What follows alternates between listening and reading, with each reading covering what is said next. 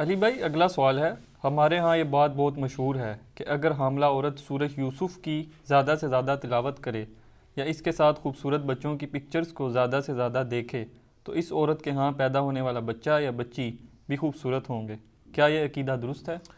بالکل جھوٹا عقیدہ جی. نہ تو اس کو ریویلڈ نالج کی کوئی سپورٹ حاصل ہے، نہ ایکوائرڈ نالج کی، یعنی نہ وحی کے علم کی، نہ سائنس کے علم کی. اور قرآن نے تو ہمیں واضح کہا ہے وَلَا تَقْفُ مَا لَيْسَ لَكَ بِهِ علم. اے انسان، کسی چیز کی پیروی اس وقت تک مت نہ کر جب تک تجھے اس کے بارے میں علم نہ حاصل ہو جائے.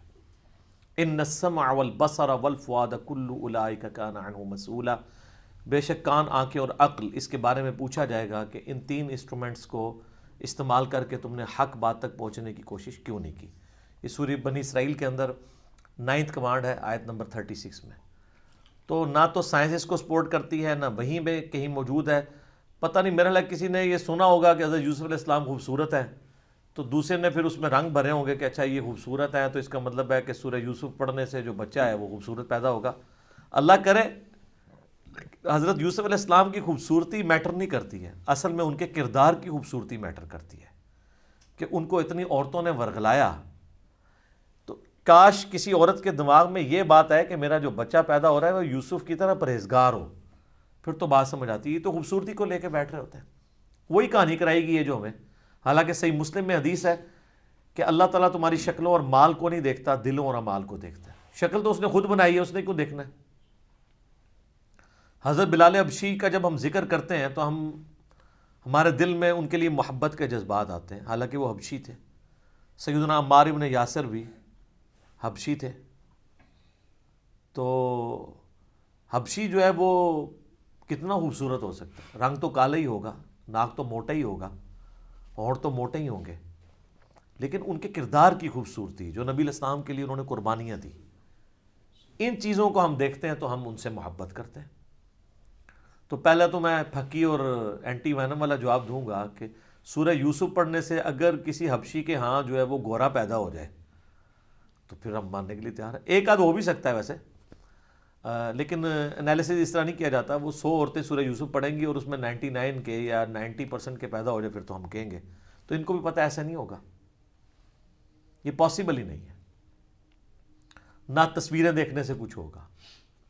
لیکن یہ بات سائنس مانتی ہے کہ ونس جب پریگنینسی آئیڈینٹیفائی ہو جاتی ہے اور یعنی وہ بچہ بڑا ہوتا ہے اور گروتھ کی ایج میں آتا ہے اور 4 مہینے گزر جاتے ہیں اس کے سننے کی اور یعنی سننے کی صلاحیت جو ہے اس کی کام کرنا شروع کر دیتی ہے کان، تو وہ جو باہر کی آوازیں ہیں نا وہ ان کے ساتھ مانوس ہوتا ہے.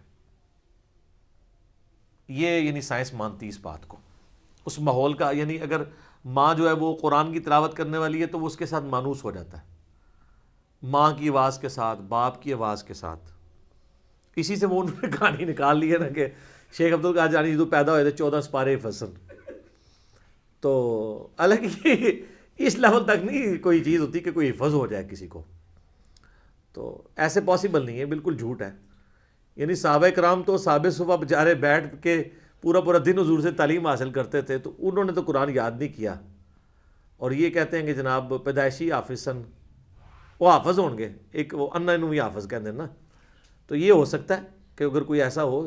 باقی شیخ عبد القادر جیلانی کے اوپر جھوٹ ہے، انہوں نے کبھی نہیں یہ کہا کہ میرے بارے میں یہ عقیدہ ہے. یہاں کہتے ہیں جی وہ دائیں طرف سلام پھیرا تھا سارے حافظ ہو گئے، اور پیچھے نماز پڑھنے والے بائیں طرف پھیرا تو سارے ناظرہ ہو گئے. تو پیچھے والا کیا ہوا؟ پیچھے میں بیٹھیا سا. میں کہا جی حضرت صاحب تسی سناؤ نا ذرا نماز جیڑی پڑھی ہے انہیں. تو تجوید کے ساتھ نماز بھی نہیں سنا سکتے یہ لوگ. ترجمہ تو بڑی دور کی بات ہے. سب کچھ توہمات ہے جو چل رہا ہے، اس کا دین کے ساتھ کوئی تعلق نہیں ہے. باقی خوبصورت اولاد کے لیے خواہش کرنا، عیب سے پاک اولاد کے لیے خواہش کرنا، یہ تو آپ کا حق ہے، آپ ضرور دعائیں کریں. ایون بیٹا مانگنا بھی آپ کا حق ہے. حضرت زکریا علیہ السلام کے بارے میں آتا ہے کہ انہوں نے کہا کہ اولاد یعقوب کا وارث ہو جو ہیکل سلیمانی کو، ٹیمپل آف سلیمان کو میرے بعد دیکھ سکے. تو بیٹے کی خواہش کرنا تو کوئی بری چیز نہیں ہے، کریں، لیکن نیک اولاد کی. ربنا هب لنا من ازواجنا وذریاتنا قرۃ اعین واجعلنا للمتقین اماما. یہ دعا ہونی چاہیے، اے اللہ میری بیویوں میں، میری اولاد میں، ہماری اولاد اور بیویوں میں آنکھوں کی ٹھنڈک بنا دے اور ہمیں پرہیزگار لوگوں کا امام بنا. یعنی ہمارے جو اولاد میں لوگ ہوں وہ پرہیزگار ہوں. یہ دعائیں ہمیں سکھائی گئی ہیں. خوبصورتی ہیں یا یہ شکلیں والی تو کسی پیغمبر کی میں نے ابھی تک کوئی دعا نہیں یعنی سنی یا پڑھی کہ ان میں انہوں نے یعنی خوبصورت اولاد کے پیدا ہونے کی دعا کی. وہ تو اللہ تعالیٰ نے جو ڈیفائن کیا ہے وہی کچھ ہونا ہے. پھر ہر بندے کی خوبصورتی کا کرائٹیریا بھی ڈیفرنٹ ہے. صحت مند اولاد کی بات ہونی چاہیے. اس قسم کی دعائیں اللہ تعالیٰ سے کرنی چاہیے. باقی اس قسم کے یہ وظیفے کرنا اور ان کی بنیاد پہ یہ عقیدہ رکھنا، یہ پھر بات کہاں سے کہاں چلی جاتی ہے. اور یہ ہمارے سب کانٹیننٹ میں انڈیا، پاکستان، بنگلہ دیش، ایون افغانستان میں بھی یہ ساری اس قسم کی مت پائی جاتی ہیں. اور لوگ بڑے یعنی فخریہ اس چیز کے اوپر بات کر رہے ہوتے ہیں. تو جناب گوروں کے بچے تو اتنے خوبصورت ہیں، ان میں سے کوئی بھی سورہ یوسف نہیں پڑھتا. یہودیوں کے بچے دیکھیں کتنے خوبصورت ہوتے ہیں، تو وہ تو کوئی سورہ یوسف نہیں انہوں نے پڑھی ہوتی ہے. اس طرح کرنے سے کچھ بھی نہیں ہونا. اصل چیز ہے کہ اللہ سے دعا کریں اور اس قسم کے عقیدے نہ رکھیں. یہی چیزیں جو اسلام کی بدنامی کا باعث بنتی ہیں، اور ان چیزوں کا ریلیجن کے ساتھ کوئی تعلق نہیں ہے. دعا کریں، اللہ کی مرضی قبول کرے نہ کرے.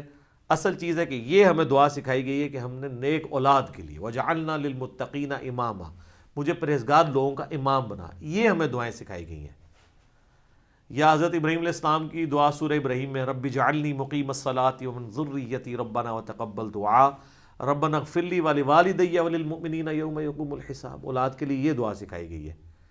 یہ عجیب و غریب قسم کی. اور واقعی وہ جب کوئی عورتیں اس طرح پریگننٹ ہوتی ہیں، ان کے کمروں میں بڑی بڑی تصویریں ٹانگ دیتے ہیں، وہ ان کو مسلسل دیکھتی رہتی ہیں اور سورہ یوسف کی بھی روزانہ تلاوت کرتی ہیں. میرا خیال ترجمے سے ایک دفعہ بھی نہیں پڑھتی ہوں گی کہ اس کے اندر لکھا کیا ہوا ہے، تو ان کو پتہ چل جائے کہ یہ تو کچھ اور ہی ہے.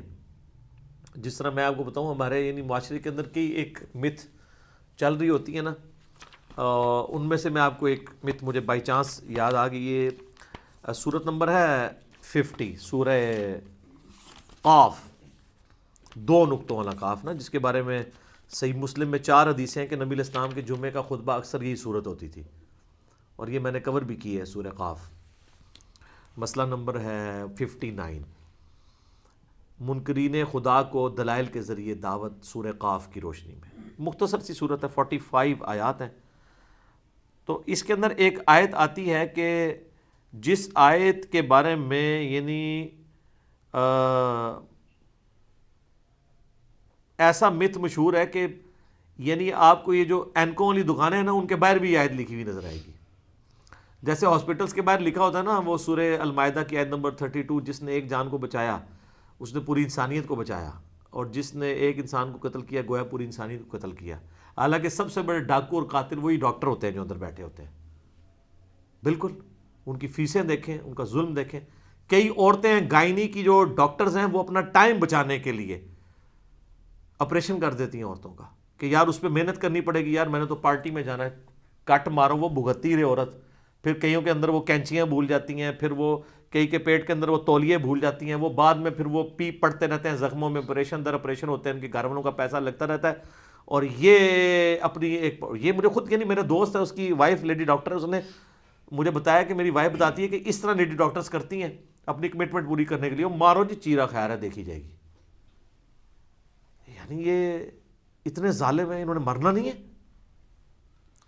تو یہ اینکوں والی دکان پہ نا اکثر یہ آیت تو اتنی لکھ کے لگائی، شاید لائی ہوئے انہوں نے اٹھا دیو، کوئی اور آیت لکھ کے لگاؤ. سورہ قاف آیت نمبر ہے 22.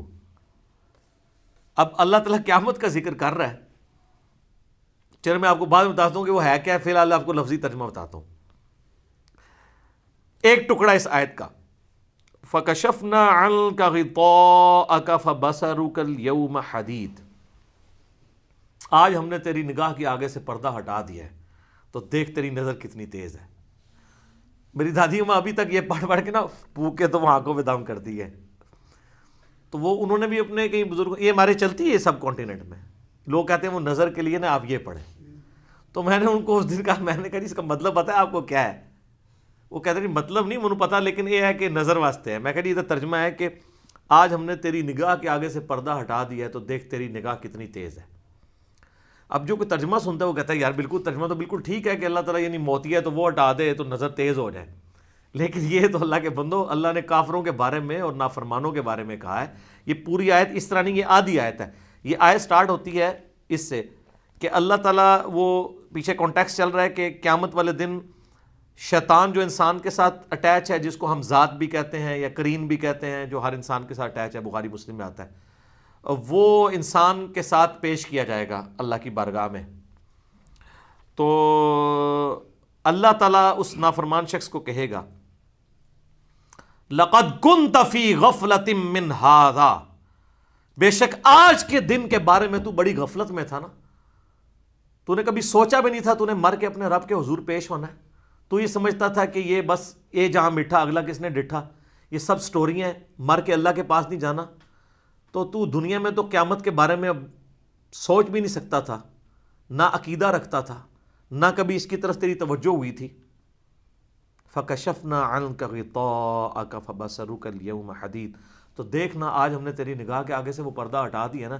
دنیا میں ہم غیب کے پردے میں تھے نا. ان الذین یخشون ربهم بالغیب لہم مغفرۃ واجر کبیر، بے شک جو لوگ اپنے رب سے بغیر دیکھے ڈرتے ہیں ان کے لیے ہے مغفرت اور بڑا اجر. دیکھے تو سب نے مان لینا ہے. تو دنیا میں بن دیکھے تو نے ہمیں نہیں مانا، تو آج دیکھ لے ہم نے پردے ہٹا دیے ہیں، تو اب یہ قیامت قائم ہو گئی ہے نا. تو آج تو تیری نگاہ، یہ بڑی طنز پہ اللہ تعالیٰ بات کر رہا ہے، آج تو تیری نگاہ بڑا کام کر رہی ہے، آج تو تجھے سب کچھ نظر آ گیا. دنیا میں تو چلا تے انا بنے ہوا ایسا ہے، ہن تیرا اندھا پن دور ہوا، آج تیری نگاہ بڑی تیز ہے. دیکھ نا یہ دوزخ کا عذاب، یہ قیامت کا دن قائم ہو گیا نا. میرے پیغمبروں نے جو تم لوگوں سے وعدے کیے تھے دیکھو آج پورے ہو گئے ہیں. یہ مطلب ہے اس کا کہ آج سے پہلے تو غفلت میں تھا، آج دیکھ ہم نے تیری نگاہ سے سارے پردے ہٹا دیے. تو وہ پکڑ کے نا اس آیت کو، وہ اینکوں والی دکانوں کے اوپر کئی لوگوں نے وہ اینکوں کے جو کور ہوتے ہیں نا اس کے اوپر یہ لکھوائی ہوئی ہوتی ہیں. کئی جو آئی اسپیشلسٹ ہیں نا انہوں نے باقاعدہ جو وہ اپنے وہ چھپواتے ہیں نا پیڈ جس پہ دوائیاں لکھتے ہیں، اس کے اوپر یہ لکھی ہوئی ہوتی ہیں. یار دیکھو اللہ تعالیٰ ان لوگوں سے پوچھے گا یار تم نے آئی اسپیشلسٹ تو بن گئے لیکن تو نے کبھی ایک آیت کا بھی ترجمہ نہیں پڑھا کہ اس کا مطلب کیا تھا. اس کا نگاہ کی تیز ہونے کے ساتھ اللہ نہ کرے کہ اس طرح کی کسی کی نگاہ تیز ہو، اللہ معافی دے، دنیا میں ہی آنکھیں کھل جائے. یہ تو جس کی نگاہ اس طرح کی تیز ہو رہی ہے اسے بیڑا غرق. ٹھیک ہے نا جی، اللہ معافی دے. اس نال تو بندہ دنیا چ انا مر جائے نا وہ ٹھیک ہے، لیکن اے والا کام نہ ہو. کیونکہ صحیح بخاری میں حدیث ہے کہ نبی الاسلام فرماتے ہیں کہ اللہ فرماتا ہے کہ میں دنیا میں اپنے جس بندے سے آنکھیں لوں تو اس کی جزا جنت کے سوا کچھ نہیں میرے ہاں. دنیا میں اگر کسی کی نگاہ اللہ نے لے بھی لی تو اس کے بدلے میں اسے جنت دے گا. بہت بڑی نعمت اللہ نے اسے لی ہے. تو یہ اسی طریقے سے ہے جس طرح یہ آیات پڑھ پڑھ کے لوگ پھونک رہے ہوتے ہیں اور اس سے یہ سمجھتے ہیں نگاہ تیز ہو جاتی ہے. کیونکہ کوئی ایک لفظ بیچ میں ایسا آ جاتا ہے اس سے لوگ خود بخود نہ پھر آگے رزلٹ نکالنا شروع کرتے ہیں. اچھا یہ مطلب آ رہا ہے نا تو یہ اس میں سے رزلٹ نکال. بعض کا ٹھیک بھی ہوتا ہے، یعنی وہ فٹ ان بیٹھ رہا ہوتا ہے. اور میں اس میں بتاؤں ہمیں کوئی اختلاف نہیں ہے. صحیح مسلم میں حدیث ہے، نبی الاسلام فرمایا تم اپنے زمانے جاہلیت کے دم مجھ پہ پیش کرو، اگر ان میں بھی شرکی الفاظ نہیں تو تم کرتے رہو. اور مسلم شریف میں حدیث ہے اگر کوئی اپنے بھائی کو فائدہ پہنچا سکتا ہے، اس کے ایکسپیرینس سے اسے پتہ ہے، تو وہ اس طریقے کے معاملات اس کے ساتھ کر سکتا ہے. ضروری نہیں ہم کہتے ہیں کہ کتاب و سنت کے تعلیم کیے ہوئے وظائف ہی ہوں علاج کا جہاں تک تعلق ہے. ابو داؤد میں حدیث ہے ایک عورت نبی علیہ السلام کے پاس آئی تو آپ علیہ السلام نے کہا کہ تم میری بیوی حفصہ کو وہ یہ پھوڑے اور پھنسیوں کا دم جو ہے وہ سکھا دو. صحیح مسلم میں حدیث ہے ایک بچی نبی علیہ السلام کے سامنے آئی، اس کا چہرہ زرد تھا تو آپ فرمایا کہ اس کو دم ڈلواؤ، اسے نظر لگی ہے. تو یہ دم اور اس طرح کے سارے معاملات میں آپ کوئی بھی علاج کروا سکتے ہیں جو شرکیہ نہ ہو. اور اسی میں امپلائڈ ہے نہیں حدیث کی روشنی میں جب نبی علیہ السلام فرمایا کہ جو اپنے بھائی کو نفع پہنچا سکتا ہے پہنچائے. اگر کسی کو ایکسپیرینس سے کوئی چیز حاصل ہو گئی ہے اور وہ نمبر آف ٹائم حاصل ہوئی ہے اور اس کو حالات و واقعات بھی سپورٹیو ہوں تو آپ کر سکتے ہیں. جس طرح میں نے یہ کہا کہ سورہ قاف کی آیت آؤٹ آف کانٹیکسٹ پیش کی جاتی ہے تو سب کچھ ہی غلط نہیں چل رہا معاشرے میں، کچھ چیزیں ٹھیک بھی چل رہی ہیں، وہ آزمودہ بھی ہیں اور وہ قرآن پاک سے لوگوں نے ڈیٹیکٹ کی ہیں. مثلا سورہ القلم ہے پارہ نمبر 29 میں، اس کے نا بالکل اینڈ پہ جا کے یہ آیت آتی ہے 51 نمبر، سیکنڈ لاسٹ آیت ہے. وَإِن يَكَادُ الَّذِينَ كَفَرُوا لَيُزْلِقُونَكَ بِأَبْصَارِهِمْ لَمَّا سَمِعُوا الذِّكْرَ، اور کافر اس بات پہ تلے ہوئے ہیں کہ جب وہ قرآن آپ سے سن رہے ہوتے ہیں نا تو وہ آپ کو اتنی نظر سے دیکھتے ہیں گویا کہ آپ کو نظر لگا دیں گے. باقاعدہ انہوں نے بندے ہائر کیے تھے نظر لگانے والے مشرکین عرب نے کہ حضور جب قرآن پڑھیں تو وہ ان کو یوں دیکھتے رہیں تاکہ نظر لگ جائے. تو ظاہر نظر تو نبی اسلام فرمایا نا, مسلم کی حدیث ہے کہ اگر تقدیر پہ بھی کوئی چیز سبقت لے جاتی تو وہ نظر ہوتی. جناب بندے کو قبر میں اور اونٹ کو دیکھ میں پہنچا دیتی ہے نظر. جی تو انہوں نے بندے اس طرح کے ہائر کیے. تو اللہ نے اس کا ذکر کیا کہ کافر تو تلے ہوئے ہیں کہ اے نبی علیہ السلام تمہیں نظر لگا دیں. لما سمعوا الذکر, جب الذکر قرآن سنتے ہیں, وَيَقُولُونَ إِنَّهُ لَمَجْنُونَ, اور کہتے ہیں یہ تو مجنون ہے, نعوذ باللہ. وَمَا هُوَ إِلَّا ذِكْرٌ لِّلْعَالَمِينَ, اور یہ تو نصیحت نہیں ہے مگر سارے جہان والوں کے لیے. یہ اس کی ضمیر نبی علیہ السلام کی طرف بھی جا سکتی ہے اور قرآن کی طرف بھی.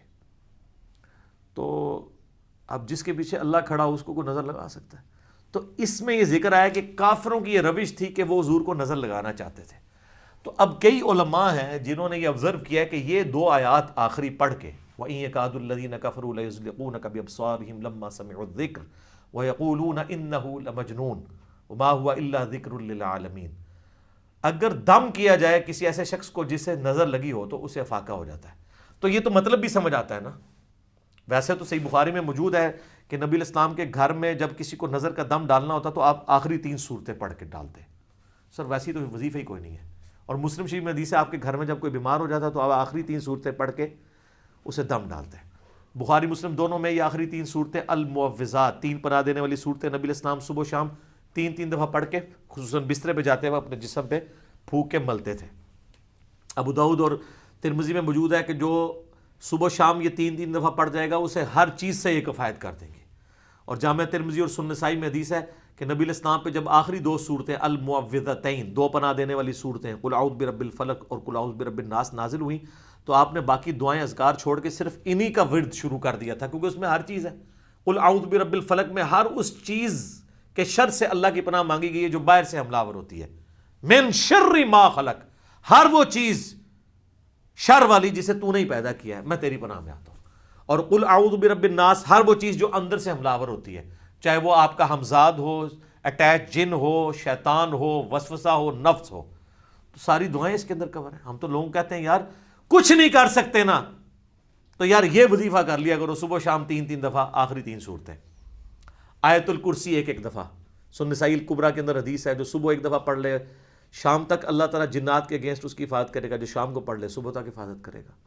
اور بخاری میں حدیث ہے کہ جو رات کو بسترے پہ جاتے وقت آیت الکرسی پڑھ لے اللہ تعالیٰ ایک فرشتہ اس کے اوپر مقرر کر دے گا جو اس کی حفاظت کرے گا.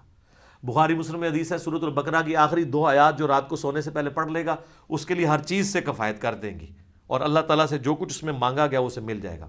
آمن الرسول بما انزل الیہ من ربہ والمؤمنون. یہ 2-3 وظیفے ایسے ہیں جو آپ کسی بھی وقت کر سکتے ہیں, زیادہ ٹائم نہیں لیتے, یہ آپ کریں. تو بات کہاں سے شروع ہوئی تھی؟ وہ حضرت یوسف علیہ السلام کے ساتھ ریلیٹڈ جو عقیدہ ہے کہ سورہ یوسف پڑھ لے تو بچہ خوبصورت پیدا ہوتا ہے. تو ہمیں تو یہ موقع چاہیے کہ آپ کے دماغ کے دریچے کھولیں. کیوں؟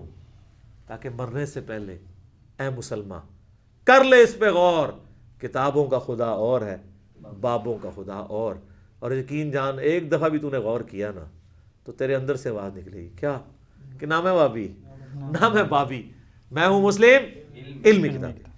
ٹھیک ہو گیا جی. انشاءاللہ بقیہ کے سوالات اگلی دفعہ کر لیں گے, وہ ٹائم کافی ہو گیا. اللہ تعالیٰ سے دعا ہے جو حق بات میں نے کہی اللہ تعالیٰ ہمارے دلوں میں راسخ فرمائے. اگر جذبات میں میرے منہ سے کوئی غلط بات نکل گئی اللہ تعالیٰ ہمارے دلوں سے محو کر دے. ہمیں کتاب و سنت کی تعلیمات پر عمل کر کے دوسرے بھائیوں تک پہنچانے کی توفیق عطا فرمائے. سبحانک اللہم و بحمدک اشہد ان لا الہ الا انت استغفرک و اتوب الیک وما علینا الا البلاغ المبین. جزاکم اللہ خیرا و احسن الجزاء.